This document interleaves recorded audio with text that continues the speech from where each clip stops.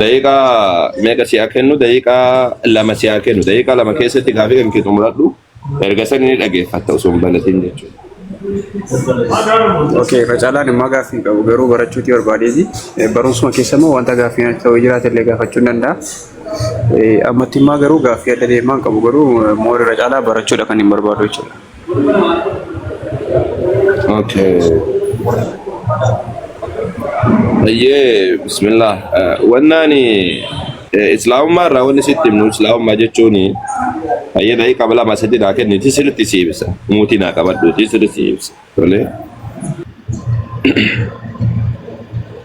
Islaamummaa jechuun yoonaa keenya waan biraati miti si galtee islaamummaa jechuuni rabbiif buluu jechuudha. Rabbii tokko isa kam yoo jette rabbii tokkichuudha. Rabbiin lama hin jira jennu nuti addunyaa kanarratti rabbiin tokkichuudha. Isuma keessa kan keellee jiru, isuma keessa kiyyallee jiru, addunyaan guutuun kan beektu jechuudha. Rabbiin sun rabbii hogguu jennu ka amma ingiliffaan illee gaad jedhani suma, ka afaan oromootiin illee waaqayyo jedhani suma. Siigaltee ammas dabalataan afaan biraatiin illee maganuufaa jedhanii afaan garagaraa namatti bu'aafachuu danda'a. Maqaa jechuudha. Garuu inni tokkichuudha. Isa san tokkicha saniif buluu jechuudha. Ajaja isaa fudhachuudha. Ajaja isaa akkamitti fudhannaa akka islaamummaatti siin jechuu jira. Ajaja isaa akkamitti akka fudhannaa yoo jettee dubbatte ammoo ajaja isaa akkataatti fudhannu karaa nabiyyootatiin. Rabbiin ufii isaati dhufeetiin namatti hin dubbatu.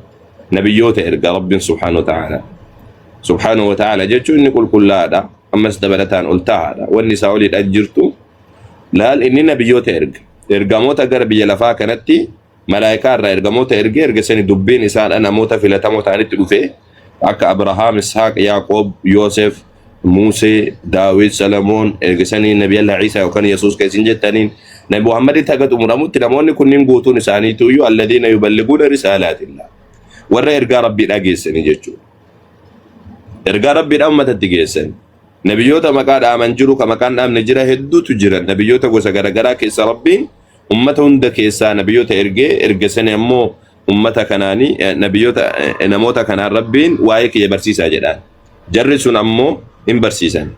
Maal jedhanii barsiisan? Walaqad ba'athnaa fi kulli ummatin rasuulan an i'budu Allah. Suuraa 15 keessatti waggu dubbatu ummata hunda keessatti ergamaa ergineetiin jirra. An i'budu Allah. Allah gabbara Rabbi tokkichummaa Rabbiidha lallabaa jechuun erginee jira. Siigaltee tokkichummaa Rabbiitiin ana tokkichoomsaa jechuudhaan ergee jedha hunda isaaniitu jechuudha. Wajtanibu xaaguut waan silaa daangaa isin dabarsu waan anaan isin wallolchiisu irraa fagaadhaa jechuudhaan erginee jedha. Amma suuraa 21 وما أرسلنا من قبلك من رسول إلا نوحي إليه أنه لا إله إلا أنا فاعبدون. Ergamaan tokkos kan sin dura ergine jiru beeksisa itti goonu malee hundi isaanii beeksifni itti godhamee jira jechuudha. Ergamtoonni sin dura dabran. Sunis maaltu beeksisa itti godhame? Ana qofaatu iyyuu Rabbiidha. Ana qofa gabbara. Haqaan kan gabbaramu ana malee hin jiru jedhee beeksisa itti godhee jira Rabbiin subhaanahu wa ta'ala. Kanaafuu islaamummaan hundeen isaa bu'uurri isaadha isa kana.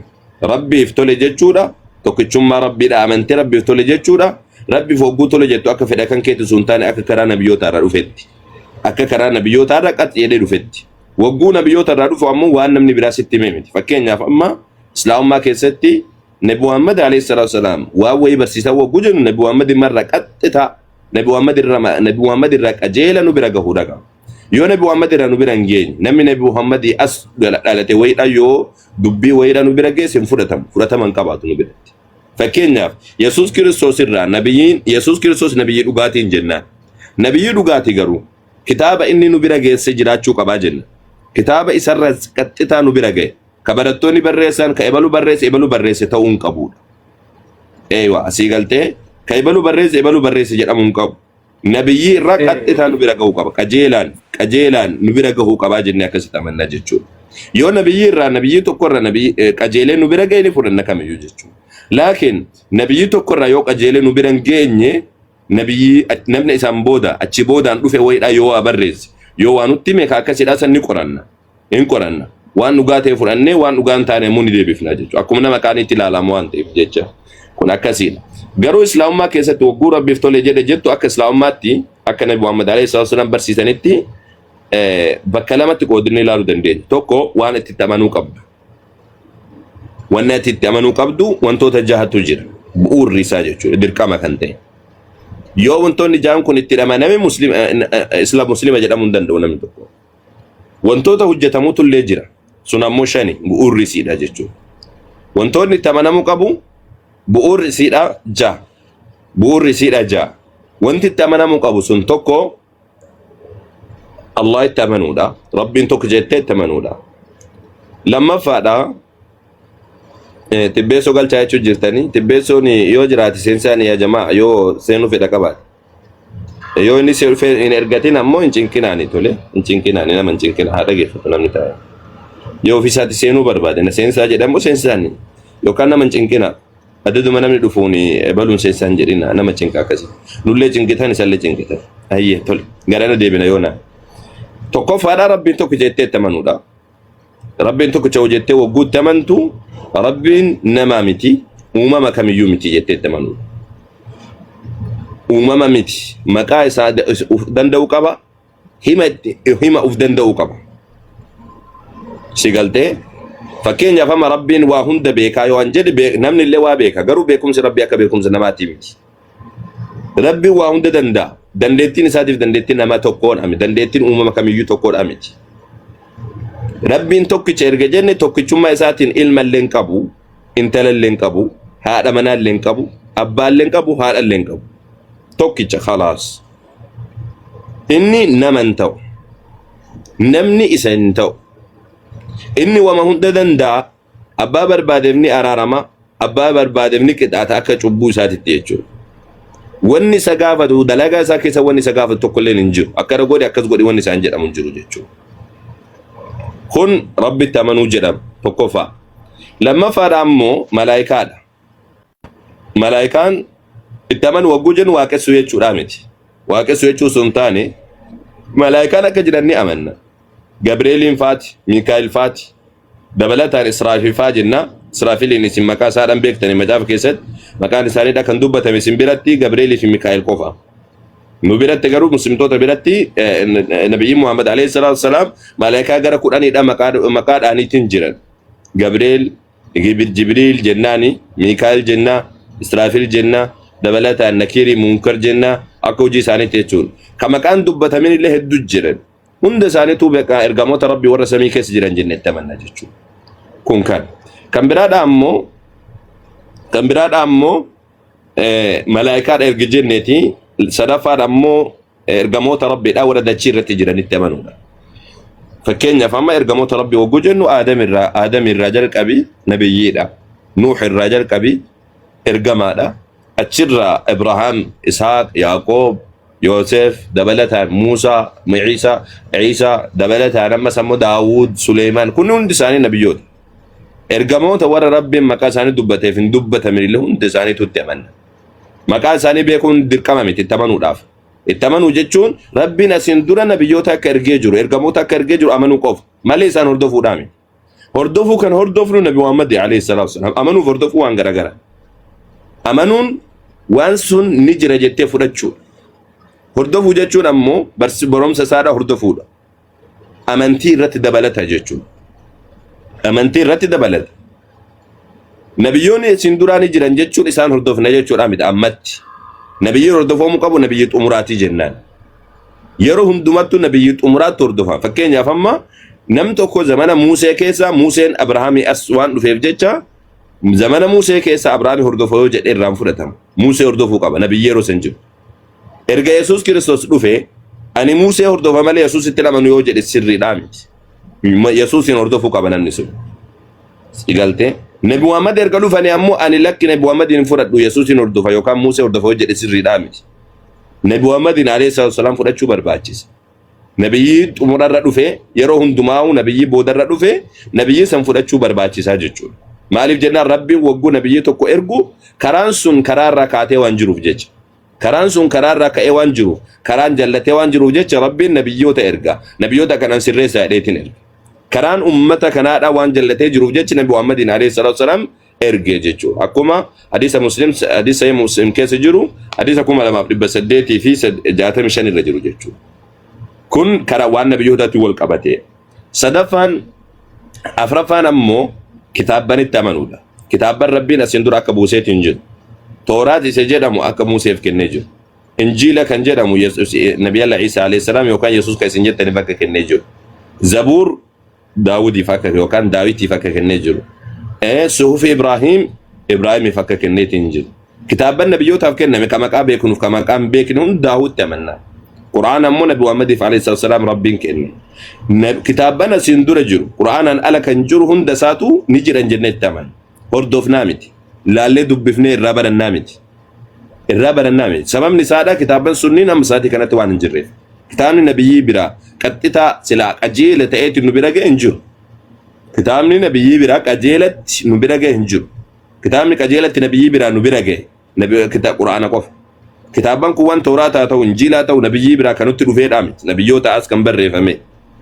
kanaafuu kitaaban rabbiin asin dura akka buuse nabii kitaaban akka jiru kitaaban sunniin itti amanna jechuu hordofna jechuudha miti asin dura kennee jira rabbiin jennee itti amanna jechuudha hordofiinsa ammoo rabbiin isa kan hordofaa nuun jedhe wattabi'u maa unzila ilaykum min rabbikum waan isinitti gara keessanitti buufame itti amanaa jedha rabbiin subhaanahu wa ta'ala shanaffaa irratti immoo guyyaa akiraati guyyaa xumuraatti amanuudha guyyaa xumuraadha namni du'aa akka ka'u guyyaa xumuraa jechuun akka kiristaanonni jedhan Yesuus Kiristoos osoo nuti jirru kana dhufaa jedha akka jedhan sanidha miti akkasitti amannu namni hundi isaatu ni du'aa jenna kullu nafsin dhaa'iqatul mawt lubbuun hundi isiitu du'aan hin dadhabamtii jenna hundi namaadhaa erga du'een booda rabbiin dachii tanallee ni jijjiira akkaataa isii samii kana ni caccabsa rabbiin aduu kanallee akkasumatti hin balleessa ji'a ni balleessa uumamni kun hin jijjiirama jannataaf ibidda qofaatu jiraata gaafa sanammoo rabbiin subhaanahu wa ta'ala ummata kana guutuu saadha dachii qulqulluu irratti walitti qabe jidduu isaaniitti murtii kenna kaan gara ibiddaa kaan tole isa jedhe gara ibidda gara jannataa kan isa diide ammoo gara ibiddaadha qajeelchaa jennee rabbii warra jannataadha nu haa taasisu namni hundi isaati ardu'uudha qaba qiyaamaa osoo hin dhaabbatin dura osoo nuti jirru kana akkanatti Yesuus hin dhufaa jennee itti namanna Yesuus Kiristoos dhufuutti amanna dhugaadha laakiin achi dura guyyaa qiyaamaatiin dura dhufa jenna malee innuyyuu erga dhufe inni du'aa jenna malee inni dhufee guyyaa qiyaamaa dhaabbattii jennee akkasitti namannu namni hundi isaatu ni du'a erga du'een booda namni hundi isaatu kaafama jennee akkasitti wanna jenna duuti akka maaliiti akka bakka wanna asii galtee akka marhalaati yookaan ammoo sadarkaa ce'umsaati ce'umsa jiru duniyaa irraa gara akhiraatti achi ce'uudhaati jechuudha rabbiin najaanu abaasu inni jaafaadha qadara waan jedhamu qadara jechuun wanni dachii irratti ta'u wanni samii irratti ta'u wanni waa hunda irratti ta'u jechuudha aduu keessatti ta'u wanni rabbiin malee jiru guutuun isaa waan likkiidhaan likkameetti rabbiin hayyama isaatiin godhu hayyama rabbiitiin malee wanni ta'u tokko illee addunyaa irratti hin jiru samii irratti illee hin jiru jenna wanni gaarii haa ta'u waan hamaa haa ta'u waan hamaa ta'e nutti mul'ate rabbiif hamaadhaa miti rabbiin hunda isaatu hayyama isaatiin ogummaa isaatiin rabbiin akkana godhe jenna si galtee wanta kana jahan itti amanna jechuudha isa kanniin jahan irraa yoo gaafii qabaatte gaafii qabachuu dandeessa jidduudhaan sitti dheeresse yoona Ustaas galatamaa rakkoon qabu barachuun gaariidha gaafii koo kanan qabu xiyyeeffannoon koo inni olaanaaf namni kamiyyuu wanta inni barbaadu jireenya barbaadaa gatii ta'ee fi na duraan dhokatu akkan gaafii wanti natti ta'u godhachi keessaatii fakkeenyaaf akkuma isin jettanii kan nuti hordofnu Nabi Muhammadii jettanii garuu kan itti amanamu dhuguma Waaqayyo tokkicha malee hin jiru. Tokkichaadha. Garuu akka gaaffiitti anaan wanti gaaffii natti ta'u yoo jiraate fakkeenyaaf Yesuus Kiristoos ergamaa Rabbiiti kanas sirriitti amantu. Ergamaa Rabbiiti. Fakkeenyaaf inni ergamaa Rabbiiti gaafa jiru ani abbaa biraan dhufee jedhee dubbachaa ture. Abbaa biraan ergame jedhee dubbachaa kan turedha. Akka gaaffiittidha. Fakkeenyaaf quraanni kun Nabii Muhammad irra kan bu'e kuni Rabbi waa'ee isaanii wanta dubbate qaba yookaan fakkeenyaaf waa'ee quraana kana irra buusaa yookaan waa'ee quraana kana gara isaatti akka ergameedhaa fi wanta jedhe inni jechuudha akkuma isaanii sana ani yookaan inni natu ergi yookaan inni immoo akkuma sana Yesuus Kiristoos bira wantoota bakka wantoota Rabbi bira ergame sana illee ifaa achumaan akkanaa gootanii inni kan biraan gaaffiin koo kan jiru namni fakkeenyaaf amantaa kana keessatti gaafa namni itti amanuu asiidii amma fakkeenyaaf anaa peenteedha yoo badii balleesse gaafan jedhu cubbuu yoon godhe sababni cubbuu kootii cubbuu koo kan naa dhiisu maal gochuun qaba fakkeenyaaf jireenya bara baraatti galuudhaaf wanta jedhamu irratti illee akkuma kanaa ifaanaa gootu ammaaf kanuma siniin jedha ustaas. Baay'ee gaaffii bareedaadha. Innatu dura gaafatte waa'ee ergamuu Yesuus Kiristoos wal qabateeti ergamaa jechuun Yesuus Kiristoos Waaqayyo biraa ergame jechuun inni kun ergamaa ka jedhu Quraana keessa jira. Rabbiin subhaanahu wa ta'aala suuraa 5 dhibbaa fi jaarratti akkas naannoo san irratti Rabbiin subhaanahu wa ta'aala dubbatee jira. An aaminu bii wa bi rasuulii jedha. Hawaariyootatti ani anatti amanaa ergamaa kiyyatti illee amanaa jedheetiin dubbadhee jira jedha. Siigaltee hawaariyoota jechuun barattoota Yesuus Kiristoosiin Rabbiin anatti amanaa ammas ergamaa kiyyatti illee amanaa jedhee dubbadhee jira jedha. An aaminu bii wa bi rasuulii jedha. Yesuus Kiristoos ergamaa Rabbiitti hogguu jennu matama isaattu guddama kanaatu Rabbi biraa gad bu'e jechuudha miti. Maryamin keessa namni guddaa waa hin seenne keessa hin seenne.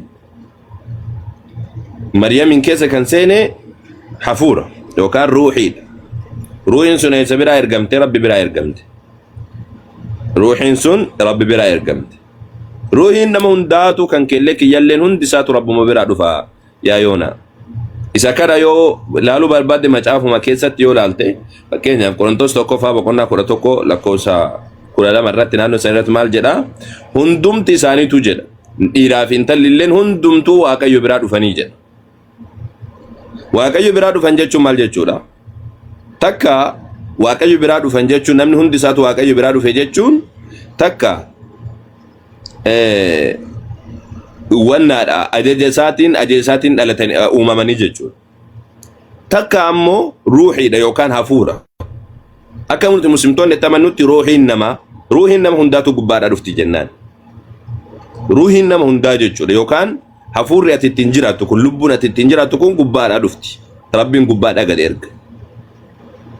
Eegasani ammoo qaama kan kee keessa garaa haadha kan kee keessatti qaamni kan kee tolfame san boodaan ammoo qaama haadha kan keetii keessatti Rabbiin ruuhii san keessisaa jechuu karaa malaa'ikaatiin. Ruuhii kan jedhamu kan isin hafuura jettaniinsa. San boodaan namni nama ta'eetiin olii gad deema. Siigaltee Yesuus Kiristoos ergamuudhaan wal qabatee ammoo ergamaan. Garuu Waaqayyo biraa dhufe jechuun guddama kanaatu namticha guddaa kanaatu Waaqayyo biraa ka'ee dhufe jechuudha miti. Ajaja isaatiin hoogganamaa jechuudha. Maal jedheen Yesuus Kiristoos barattoota isaatiin Yohaannis 15 lakkoofsa 16 irratti maal jedheen barattoota isaatiin jechuudha. Yesuus Kiristoos maal jedheen beektaa? Isin kan addunyaa lafaa kanaa miti jedheen. Kan addunyaa kanaatti miti jedheen. Yookaan kan biyya lafaati miti. Isin warra gubbaati jedheen Yesuus Kiristoos. Ammas Yohaannis 3 lakkoofsa 3 irratti maal jedha? Isin gubbaadhaa yoo dhalachuu baattan yoo gubbaa dhalachuu baate eenyuyyuu gubbaadhaa yoo dhalachuu baate mootummaa Waaqayyootti hin galuu jedhee dubbata. Yookaan jannatan seenuu jedhee akka jechuuti isaan biratti. Gubbaa dhalachuu jechuun maal jechuudha? Gubbaa dhalachuu jechuun ati ajaja Rabbiidhaa kan gubbaatiin jiraachuu jechuudha. Siigalaami yoona azdeebi yoona yoo wanna jechaa jiraatte ajaja Rabbiidhaa kan gubbaatiin ajaja Rabbiitiin jiraachuu jechuudha. Gubbaa dhalachuu gubbaa ergamu yookaan ati kan gubbaadha ta'u jechuun ajaja biyya lafaa kana fedha kan keedhaa fedha lubbuu kan keetii dhiiftee siigala yoona fedha lubbuu kan keetii dhiiftee ati akkaataa Rabbiin itti siin jedhen buluudha. Yesuus Kiristoos illee bifuma kanaan siigaltee bifuma kanaan Yesuus Kiristoos ajajni ittiin bulu ajaja Rabbiidhaatiin. Maal jedhaa wagguu dubbatu Yesuus Kiristoos waan kana ibsuudhaaf Yohaannis 4 lakkoofsa 38 akkas irratti maal jedhaa? Ani jaalala abbaa koo waan abbaan koo jaalatu hojjechuudhaafan samiirra gad bu'ee jedha. Samiirra gad bu'u jechuun isa kanaadha. Ajaja Rabbiidhaa kan gubbaarraa ajajame san raawwatu jechuudha malee gubbaarraa Yesuus Kiristoos gubbaarraa guddaan kun dhufe jechuudha miti. Tasa ta'ee hafuurri isaa dhufe jechuu dandeessa. Kanatti amanna nuti. Lubbuun isaa dhufe jechuu dandeessa. Itti amanna nuti. Itti amanna inni kun rakkoo hin qabu. Lubbuun isaa dhufe jechuu dandeessa. Lubbuun isaa dhufe jechuu dandeessa. Lubbuun isaa yoo dhufte jettammoo nu biratti lubbuun gubbamaa dhufti. Rakkoo miti inni kun. Garuu ammoo Yesuus Kiristoos ergamaadha hogguu jennu ajaja rabbiitiin ajaja gubbaadhaa dhufeen Yesuus Kiristoos adeema ummata gorsaa jechuudha. Akkuma Yohaannis boqonnaa 12 lakkoofsa 49 haga 50 dubbate dubbii an dubbadhu dubbii isa kan kootii osoo hin taane isa kan isana ergeeti abbicha na ergeeti. Isaattu na abboomnaan dubbadhe malee an ofii kootiin dubbannee jedha. Laal abboomnaan isan ajajee jedha. Inni kun kan. Kalamaffaati. Yeroo takka naaf obsi. Gaafii lamaffaadhaa ammoo kaati gaafattee Nabiyyi Muhammadin alayhi salatu wasalam rabbiin si erge jedhee jira. jedhee jira bakka hedduutti inna arsalnaaka bilhaq nuti si erginee jirra haqaa dhugaadhaan si erginee jirra jedha. Yaasiin wal qur'aan al-hakiim innaka lamina al-mursaliin suuraa 36 irratti sadii ati ergamtoota irraa jedhaan. Muhammadun Rasulullah Muhammad ergama rabbiiti jedhee rabbiin nutti himee jira. Kana malee illee ka duuba hadiisa Muslim hadiisa al-Qudsi jedhama. Rabbiin subhaanahu wa ta'ala dubbatee maal jedha? Inni ba'astuka ani si ergee jira jedhaan. Ani si ergee jira hadiisa Muslim hadiisa 2865 ani si ergeetiin jira jedha. Waanzaltu alayka kitaaban kitaaba illee sirratti buusee jedha. Kitaaba sirratti buusee jedha. Si galtee kanaafuu kitaaba sirratti buusee an si erge wagguu jedhu kana rabbitu ittiin dubbachuu jira. Garuu sagalee rabbii dhaga'amti. Nuti rabbiin dhaga'uu dandeenya rabbiin dhaga'uu hin dandeenyu. Nabiyyi man nutti hima malee rabbiin dhaga'uu hin dandeenyu yaa yoonaa keenya. Yesuus Kiristoos maal jedhee dubbate barattoota isaatiin abbichatu na erge jedhe. Yohaannis boqonnaa 5 lakkoofsa 36 irraa 38 dubbise. Abbicha na erge isin sagalee isaa takka dhageessan hin beektan bifa isaas argitan hin beektan jedhe. Sagaleen rabbiidhaan dhagamtu eenyullee ka dhaga'uu hin danda'u hin jiru. Humna rabbiidhaaf ka dhaabbachuu hin danda'u hin jiru. Ifa isaa ka afoo dhaabbachuu danda'u hin jiru. Eenyullee rabbiin ka arge hin jiru. Si galtee eenyulleen ka rabbiin arge hin jiru ka rabbiin dhaga'u hin jiru sagalee isaatiin. Yoo nabiyya Muusaa yookaan Muusee kan jedhamu san taate malee nabiyyoonni biraadhaa kan rabbiin dhaga'an hin jiran jechuudha. Akka nabiyyi Muhammadin dura alayhi salatu wassalam Aadamii fi Muusee qofa. Nabi Muhammad ammoo alayhi salatu wassalam dhugaadha gaafa ol ba'an dhaga'anii jiran. Nu ammoo nageenye takkaan dhageenye hin beeknu nuti. Akkas garuu immoo rabbiin waan ragaa ta'uu lafa nuu kaayetiin jira. Nabi Muhammad raajii hojjetanii wantoota garaagaraa waan sila nabiyyiin hojjetu hunda olitti hojjetanii jiranii jechuudha. Kun isa kanaadha. Kan sadaffaa immoo akkamitti araaramni argamaa kaati jette hojii kan keetiini akka islaam barsiisa islaamummaatti. Hojii keetiini yoona hojii keetiin ati hojii gaarii yoo hojjette rabbiin hamaa sirraa dhiisa. Isa inni kun dubbatamee jira macaafa keessatti Yohaannis isa Hizqeel boqonnaa 18 lakkoofsa 18 irraa kaasi dubbisi. Haga 20dha jechuudha. Namni hamaa hojjetu tokko yoo hamaa isaa dhiisee waan gaarii hojjete ani hamaa inni hojjetu san itti yaadadhu isaaf dhiisaa jedha. Yesuus Kiristoos illee akkasuma jedhe. Kadhadhaa jedhe waan gaarii hojjedhaa jedhe. Akkami jannata seenna jennaan abboomota eegi jedheen. Yoo Luqaas boqonnaa 18 lakkoofsa 18 irra jira. Ammas barattoota akkamitti kadhanna jennaan akkuma nuti yakka namoota namaaf dhiifnu atis yakka keenya nuu dhiisedhaati kadhadhaa jedhe Rabbiin. Yoo isin yakka namoota namaaf dhiiftan Rabbi inni abbaan keessan inni waaqarra jirulleen yakka keessa isiniif dhiisaa jedhee barattoota isaa barsiisee jira.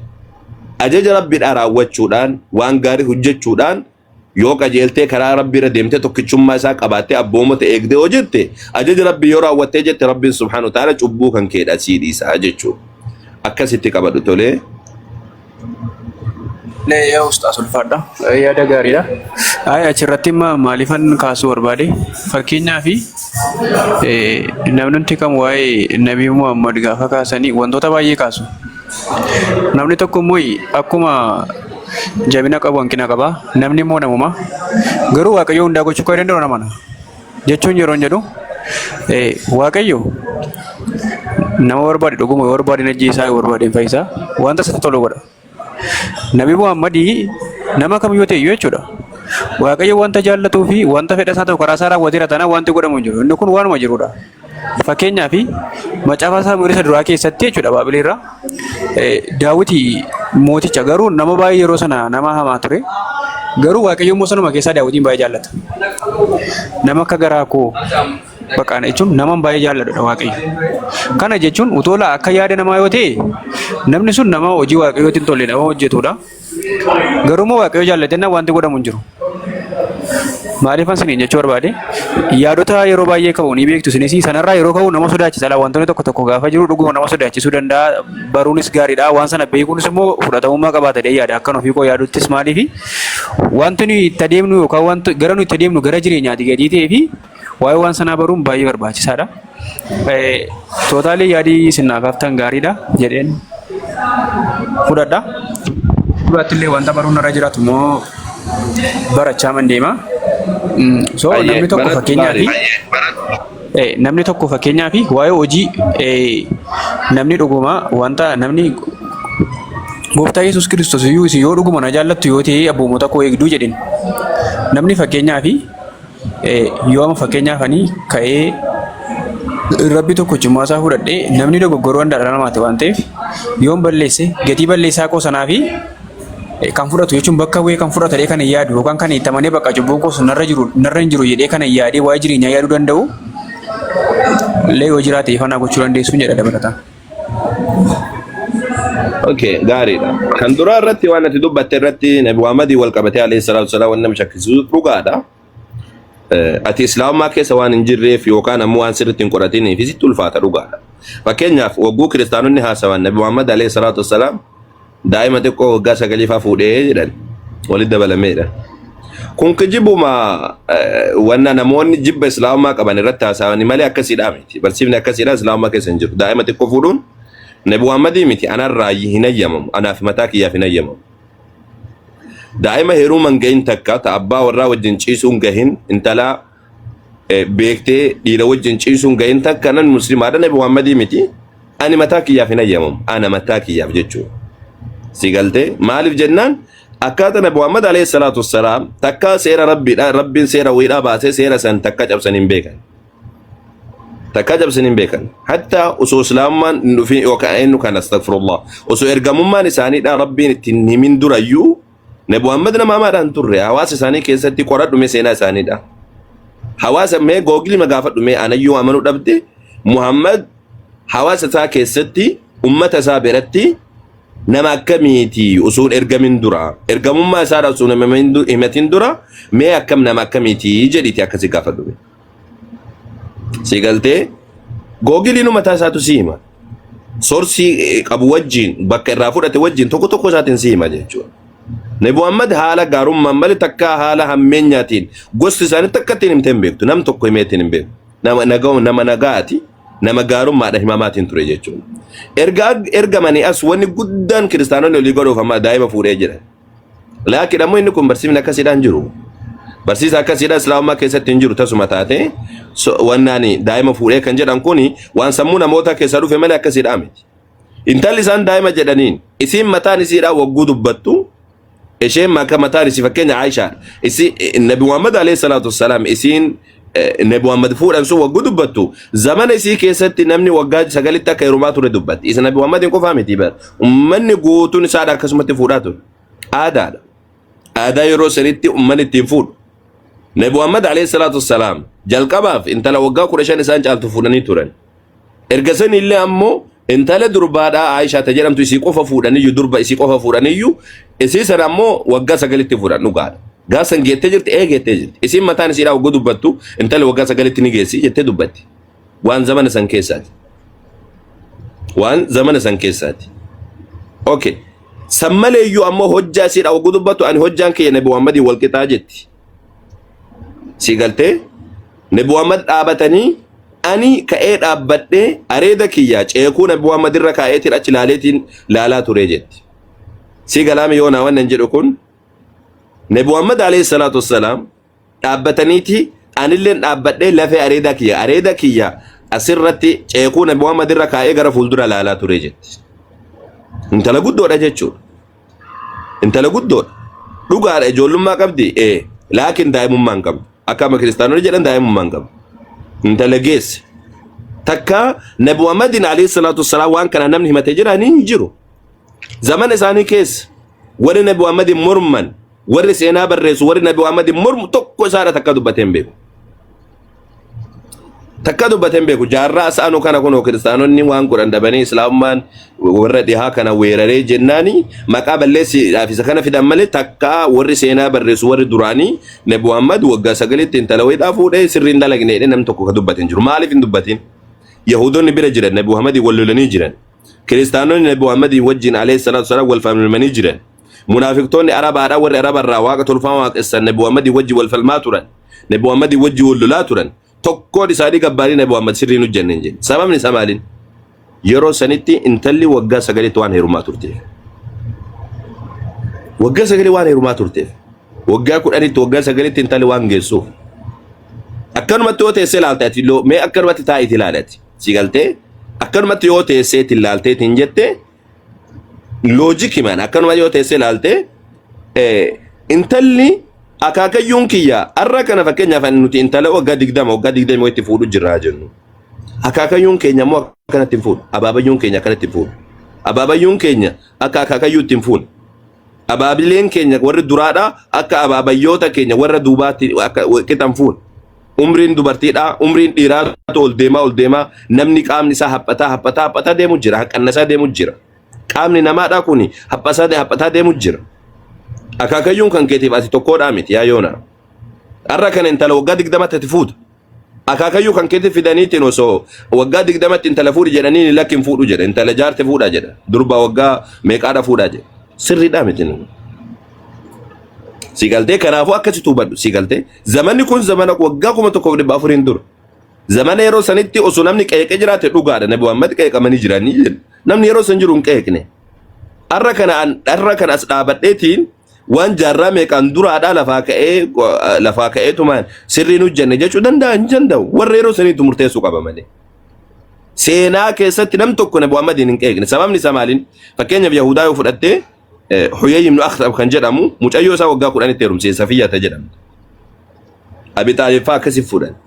Arabni illeen munaafiqni Yahudaan illeen Kiristaan illeen yeroo sanitti akkanumatti fuudhaatiin turan. Achi asiyyuu waggaa 20tti si galte qoshaasha jala bayi. Ustaza summaa afaanitti dhiifama summaa afaanittu ummaan tiyya mataan isii amata 13tti heerumte ajaa'iba subhaanallah. Eeywa. Barafagoomi barbaadeeti barafagoomi waggaa 13tti haatummaan tiyyaa waggaa 13tti heerumte arra ilmaan 15 qabdi alhamdulillah. Haati tiyyaa yoo akkasuma haati tiyyaa waggaa 14tti heeruman arra amma yeroo sanitti intalli waggaa 20tti hin fuudhani eessa kute mucaan ergadhu networkii ta'uun oolu yoona.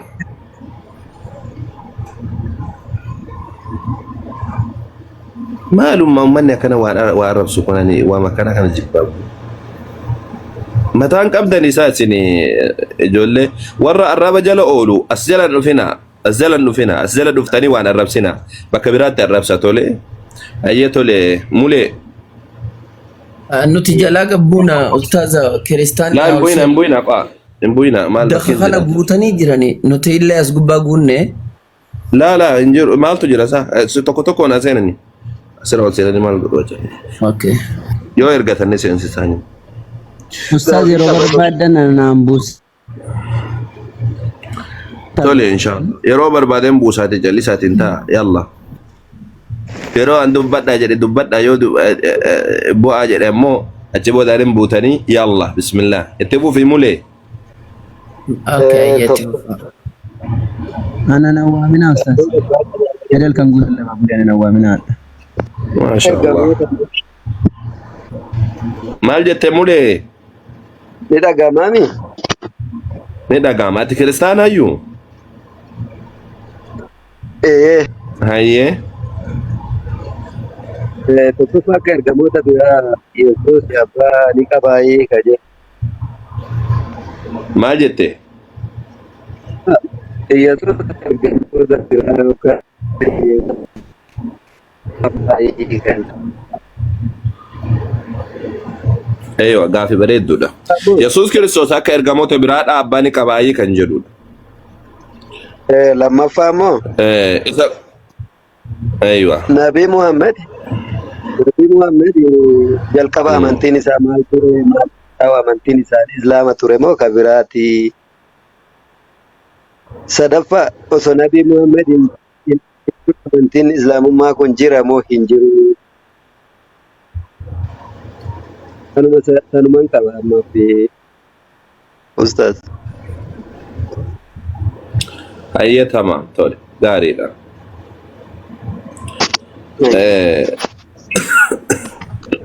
jalqaba irratti kan inni gaafate nabiyyoota keessaa yookaan ergamoota keessaa kanii abbaan qabne jiraayyuu kan jedhu nabiyyoota keessaa ni jire Adam nabiyyiidha nu biratti akka islaamummaa sitti mu jira beeki nama rabbiin beeksisa itti godhu nama rabbii itti dubbatu Adam abbaallee hin qabu haadhallee hin qabu muutii qabadhu na dhageeffadhu tole abbaallee hin qabu haadhallee hin qabu Adamin rabbiin biyyeerraa uume lammaffaan ammoo nabiyyoota keessaa nabiyalla Isa yookaan Yesuus Kiristoos jara kan lamaan nabiyyoota keessaa namoonni abbaa fi abbaa hin qabne jara kan lamaan nabiyalla Adam abbaallee hin qabu haadhallee hin qabu Yesuus ammoo abbaa ni qaba haadha ni qaba abbaa hin qabu jara lamaanuu rabbiin dandeettii ofiitiin uume suuraa 59 irratti inna mathala Isa inda Allah ka mathali Adam akkaataan Isa itti uumame Allah biratti akkuma Aadamiidha jedha rabbi خلقه من تراب ثم قال له كن فيكون آدم بيار ربي سأوميت إرجسني أموت إنسان جري نسني تأجل أجج ربي ترى وتمجدشو نبي الله عيسى وكان يسوع كريستيانو نجانين إن لنا كسمه إن لنا دندت ربي تنا أجج ربي تنا أمامي ربي راتي ونو الفاتح كل ننجر أكما ما شافها كريستيانا كيس اللي جرو جتشو لا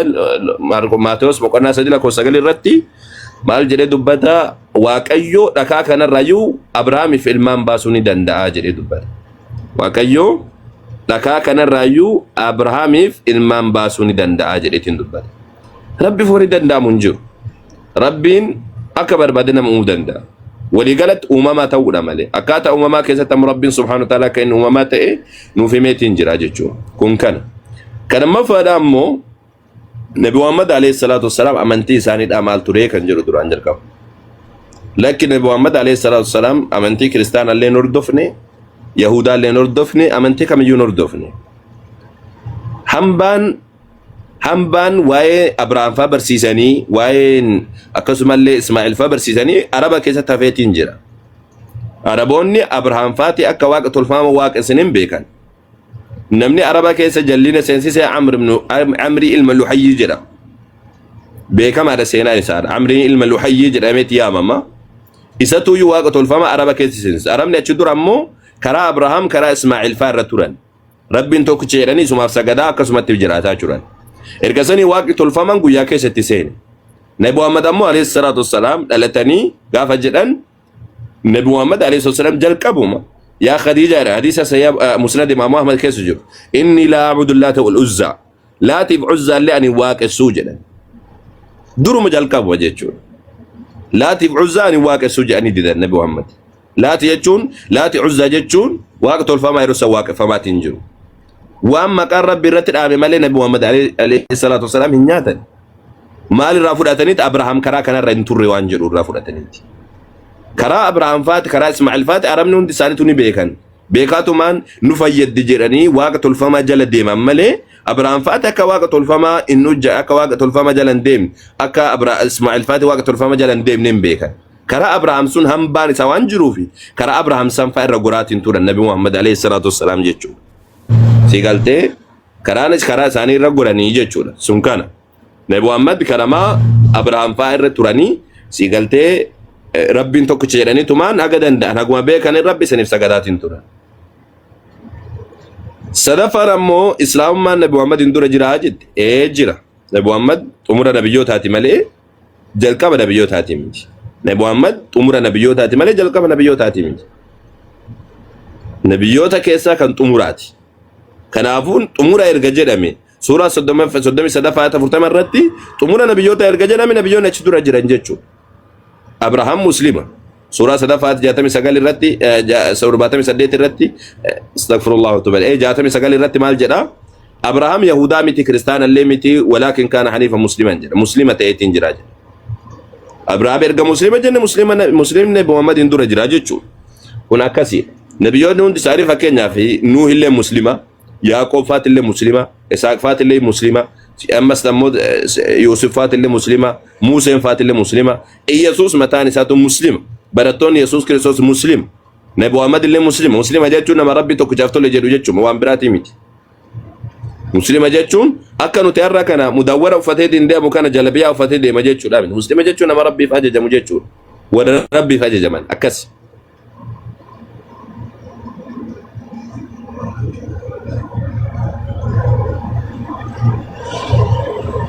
Mulee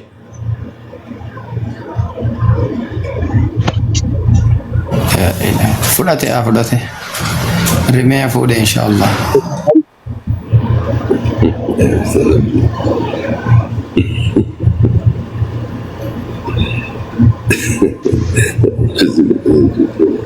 Tamam. Mulee jirta? Jira. Akkasidha deebiin nu bira jiru isa kanaadha. Atau garuu akka ani bakka tokko ragaa jirutti naannoo umurii 25 booda daldala rafaa ture amantii akka amantiin qabnetti kan ibsamu boodarra gara amantii kanatti dhufuu isaatti kan ragaan takka mul'isu. Mee ragaa sani naaf ibsi mee rakkoon qabdu waan namni jedhu miti dhiisi waan pheenxeen jettu dhiisetillee. Pheenxeen islaamaan barsiiftu si galtee kani ati islaamarra yoo dubbistee jiraatte mee ragaa san naaf ibsi. Ani kan beeku sitti mee kan ragaa na bira jirtu sitti mee ragaa tokko si baasuu danda'a yoo na baaseette ati waan si bira jiru ragaa yoo si bira jiraatte natti mul'isaatiin deemuu dandeessa. Ani quraanaan dubbifne. Okay. Garuu quraanarra inni maatiin isaatii fi inni jalqabumarraa musliima ta'uu kan ibsu ni jira. Waan maatiidhaan nama ni ilaallatu yaa goobazii ko. Abaabayyuunki ana waaqeffataadhaan musliima. Anaaf abaabayyuunki maatu waliin nagaya. Yeroo barsiistu aduu namni gaafuma dhalatu islaamaa musliima jettee barsiista waan ta'eef yeroo baay'ee nan dhaggeeffadha yeroo isin barsiiftan. Ani yooma akkasiin jedhe ana dhaggeeffachaan ture irratti fakkaata. Har'aan jenne yeruma kamuu man dhufee dhaggeeffadha beekan garee shaata jala baay'een deemee dhaggeeffatu jira. Nan dhaggeeffanne natti fakkaataati dhaggeeffachaan turre. Har'aa miti barka si gaafataa jiru ani. Okay. Garuu namni yeroo dhalatu musliima jettanii barsiistu yeroo baay'ee. Eeywa siif ibsaayyee isa sani yoo taate namni wagguu dhalatu musliima jechuun maal akka ta'e siif ibsata. Muslima jechuun namni wagguu dhalatu muslima jechuun laa ilaaha illallah jedhaatiin muhammadur rasulullah jedhaa dhalata jechuudha miti. Fitraa jedhama. Uumamaan rabbiin irratti nama uumaa islaamummaa irratti nama uumaa jenna malee nuti namtichi mucaan suni wagguu dhalatu sani salaataatiin dhalataa. Wagguma dhalate san salaata jechuudha miti. Wagguma dhalate san nabi Muhammadin beeka jechuudha miti. Akkasii miti akkatti nu jennu. Islaamummaa irratti dhalataa jenna. Fakkeenyaaf ammaati daa'imni wagguu dhalatu harma haadhaa hodhuu erga gabbu'ee baratamoo beekaatu hubannoo harma akkaataatti hodhan beekaatumaan dhalata. Erga dhalatee baratan. Erga dhalateen baru yaa mulee keenya daa'ima argatteer taati. Anilleen ke jidduu kan argadhee jira alhamdulillah daa'imni laal guyyaa madhalatte sare laal akkaataatti xuuxu akkaatti hin beekne atuuyyuu hin beektu amma osoo xuuxu isiin jedhan harma haadhaa sun xuuxu osoo isiin jedhan guddaan kun amma hin beektu ati. Laakiin daa'imni garaa keessatti bareetiin ba'a. Garaa keessatti akkaataatti xuuxan kana beeka durum. Rabbitu keessa kaa'e waan sin. Si galtee waan rabbitu keessa kaa'e. Akkaataatti hodhan sana akkaataatti xuuxan daa'imni itti himteeti miti akkana xuuxi jettee itti himuu hin dandeessu ba daa'ima xiqqaa dhalate. Duruma ofii isaatii rabbiin irratti soome jechuudha. Erga dhalate ammoo ni mul'isa waan san akshiniidhaan mul'isa. Si galtee islaamummaa irratti dhalatee jechuun illee akkasuma bakka. Tokkichummaa rabbi irratti dhalata. Rabbiif tole jechuu akka qabu irratti dhalata. Kanuma islaamummaa jechuun tokkichummaa rabbiin tokkicha rabbii saniif tole jechuu qaba waan jedhu irratti dhalata jechuudha. Malee nabi Muhammad ergama rabbii ta'e lallabaa deema mucaan daa'imni xiqqaan jechuudha. Erga sanii wagguu ati itti himte rabbiin tokkicha wagguu ati jettee ni mormu. Fakkeenya atuyyuu mormitu amma. Atiyyuu amma waan islaamummaa irratti dhalateef jecha rabbiin tokko yoo siin jedhe mulee keenya hin mormitu amma isa kana. Rabbiin sadii yoo siin jedhe ammoo ni mormita. Keessa kan keetiin maaliif rabbii sadii hin fudhanneeti? Sababni isaa maali? Keessa kan keetiin irratti hin uumamneeti. Wanni ati irratti uumamte maalidha? Tokkichummaa rabbiiti. Isa saniif tole jechuu qabna waan jedhu irratti uumamte gaafuma uumamtu jechuudha. Kanaafuu islaamarratti dhalattee jechuun isa kana rabbiin tokkicha saniif tole jechuu qabna kan jedhu irratti namni dhalata jechuudha malee akka tiyyatti isa muslima ta'ee dhalata mucaan osoo in sagada gaafuma garaa haadhaa keessaa bu'ee sagada jechuudha miti akkasitu tolee. Atau bareeda inni biraa immoo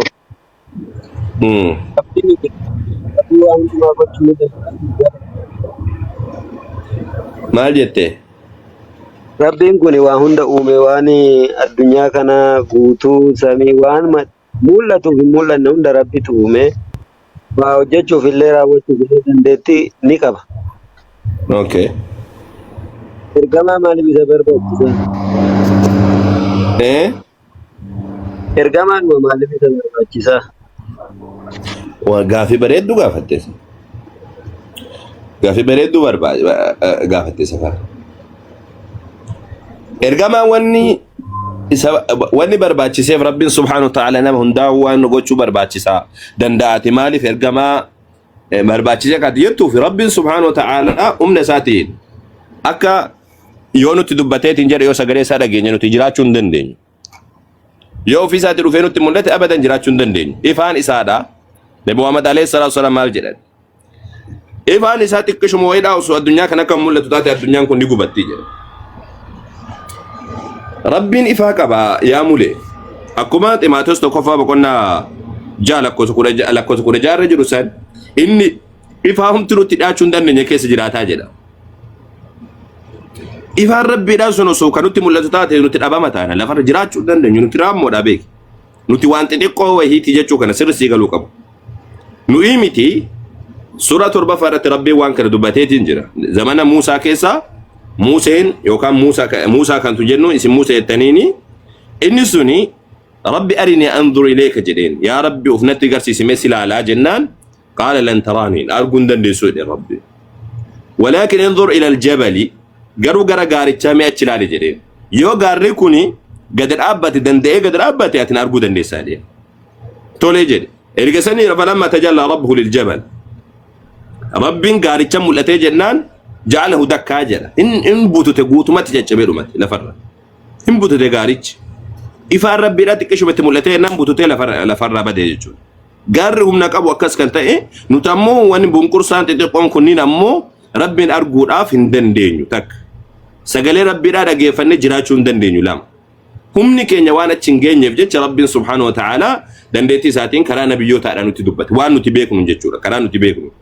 Hatta sanii miti malaayikaa yu rabbiin nutti ergine malaayikaan yu humna keenyaadhaa miti humni keenyaa fi humni malaayikaadhaa tokkodhaa miti. Fakkeenyaaf humna wannaa dhadhii si'ati amma kana dhaga'u jirtaa miti isaa warri kun aalama biraa irraa uumamni biraadhaan nutti deemu jira itti Ameerikaan yeroo hundaa haasa'u jira. Jinni yu su rabbiin nutti gadhiiseeti humna keenyaadhaa miti. Rabbi tunu laafisee rabbiin karaa ofirraa qabnu nutti hime malee osoo rabbiin nutti gadhiise humna keenyaadhaa miti.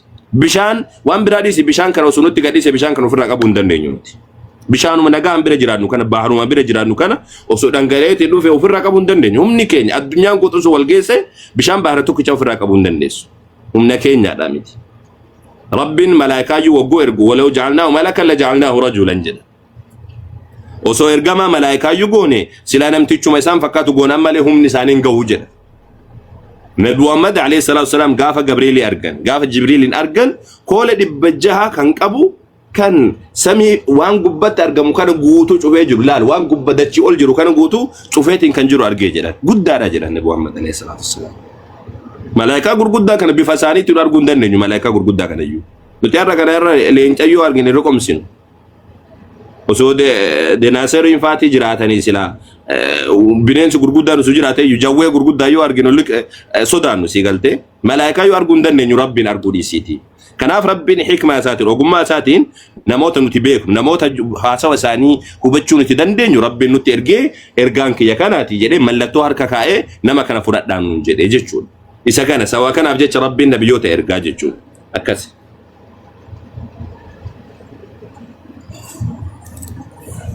Itti naagalaa jira.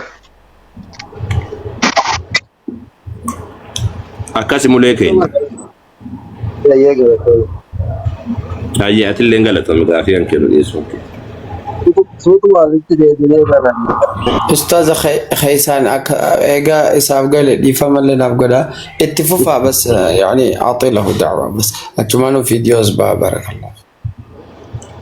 فيديو بر جوالك إياه غرا دلقت جرابة يوقعت سلارو يعني غرا برا لارو جران سوتني بيتشا تابلتي الآن سيني جرابك تاني تابلتي نمو متاول غرا قال تجرا كجلتنا تمول استوي ده فيديو ميا كتجرو سنة تمول استوي صح وانت قد أكو مجارتي جلو يو أولجان قدجتو يو قدجان أولجتو سن أوغا أولجتو فيت قد مجين تشويش أنا قوتي والله تشويش أنا والله لا أكاد تجرو أرجو جتني صح أكاد تجرو أكاد أما إيه سلالو جرامي غير لالو جرو بيا برا كشنكر جتن غير برا أستاذ بلدا سفكيسي تيو بلدا فكاته إجي مغربي في مشرق النلالتي مرة كدينا تكل فتن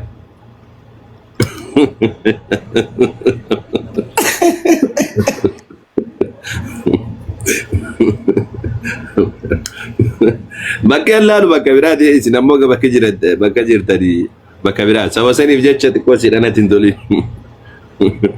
mashghuula na godha jedhee qalbii tokkichaan akka haasa'u jecha dhiisee bar okay mulee keenya akkasiidha rabbiin subhaanahu wa ta'ala si halaafisu islaamummaan kanuma waan biraati miti tokkichummaa rabbiidha qabachuudha tokkichummaa rabbiidha lallabuudha rabbiin si halaafisuuti qoradhullee badhulleedha wallahi karaa badiitii miti abadan karaa badiitii miti karaa hin taaneedha miti rabbuma sabbuma kan kadiif sagadu soomu isuma kan uumama rabbiidha isa kaan waaqessuuf isa kaan maal jechuu irraa tokkichummaa rabbiidha qabattee rabbiin tokkicha jetteetiin lallabumatu kana dubbachumatu iyyuu irra gaariidha rabbiin si halaafisu akkas jabaadhu yeroo biraallee yoo gaafii qabaatte kootutti gaafadhu wanni guddaan ammoo ani itti siyaamu isa kanaadha tokkichummaa rabbiidha jabeessi qabadhu wanni guddaan isa kana wanni namni najaa ittiin bahu isa kana guddaan jechuudha hayyee galmoo oromo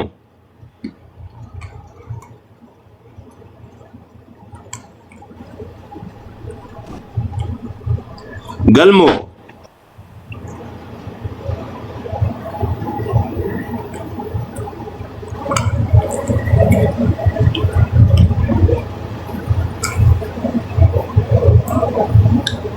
galmoo yalla kiristaanonni biraadhaa yoo jiraattan seenaa gaafii qabdan tokko tokkoon tartiibaan gaafachuu dandeessa rabbi isin halaafisu wacaan maletti jechuu kooti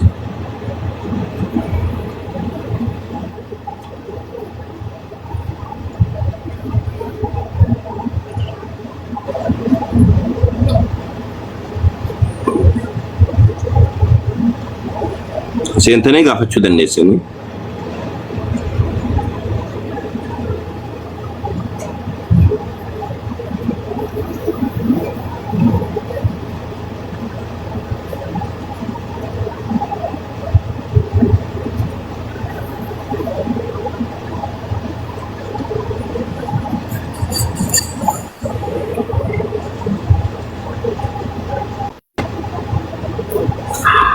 dubbadhu waaji Tole, galatooma akkam jirtu naguma? jirtaate nagumaa mi fayyaa qabdaa? Jira galata waaqaa nagaadhaati. naguma alhamdulillah. Yaa gaafii tokko qaba si gaafadhee mamiitii qabadhaa. Yoo Ayyee. Yaa gaariidha gaaffiin koo Quraana suuraa 28ffaa suuratul Qasaas ayat 30 irratti mukattiirraa Muusaatti kan lallabe eenyudha?